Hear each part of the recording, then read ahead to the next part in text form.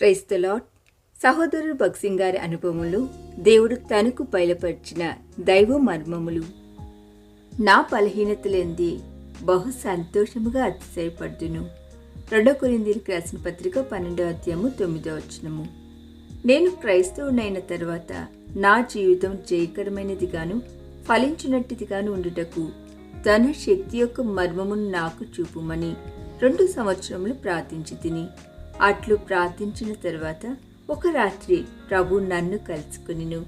భక్సింగ్, నీ పాపములు ఏ విధంగా క్షమించబడునో నాతో చెప్పుము అనిను. ప్రవ్వా, నా వంటి పాపి ఇంకొకడు ఉండడని నమ్ముచున్నాను, మరియు నా పాపముల నిమిత్తం నీవు రక్తము కార్చి నా పాపములు క్షమించితివని నమ్మి తిని అని ప్రత్యుత్తరం ఇచ్చి తిని.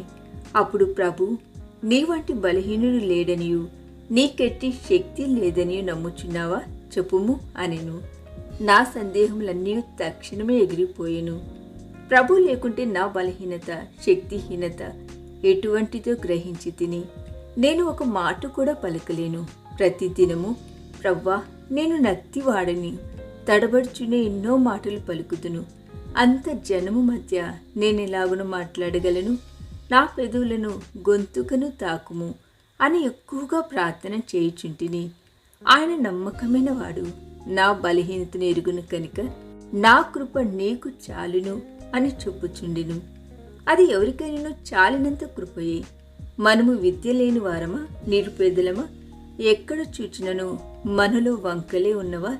కురూపులైన సామాన్య జనులమా? ఆయనను దీనులమై సాత్వికులమై ఉన్నామా?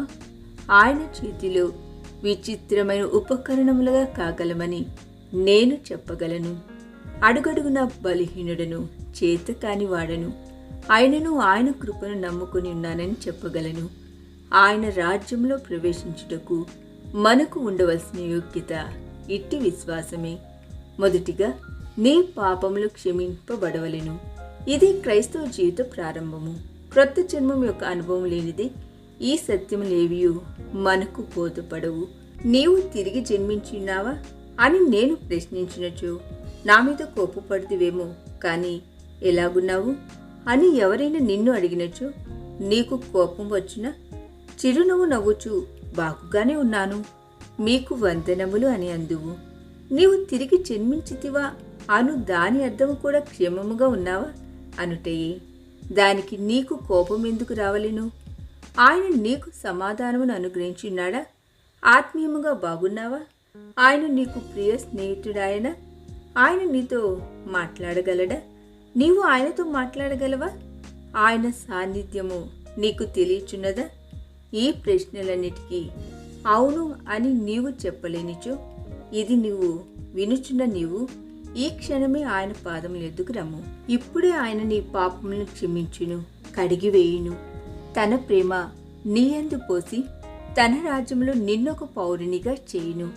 నీవైతే ముందుగా నా హృదయమునందు ప్రవేశించుమని ఆయనను అడగవలెను.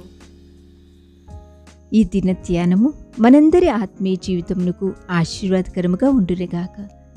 ఆమేన్.